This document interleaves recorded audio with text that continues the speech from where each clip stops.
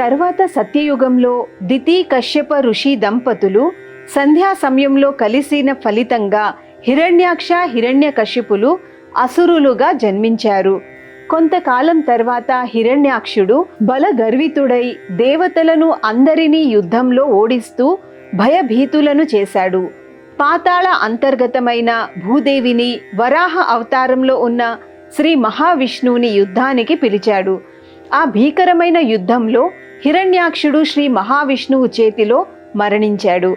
అది చూసిన హిరణ్యకశ్యపుడు సోదరుని మరణానికి చింతిస్తూ శ్రీ మహావిష్ణువుపై ద్వేషాన్ని పెంచుకొని అమరత్వాన్ని మరియు శ్రీ మహావిష్ణువుని చంపడం కోసం బ్రహ్మదేవుణ్ణి మెప్పించి వరం పొందాలని రాజ్యపాలన భారాన్ని మంత్రులకు అప్పగించి మందరగిరికి పోయి కఠోరమైన తపస్సును ప్రారంభించాడు.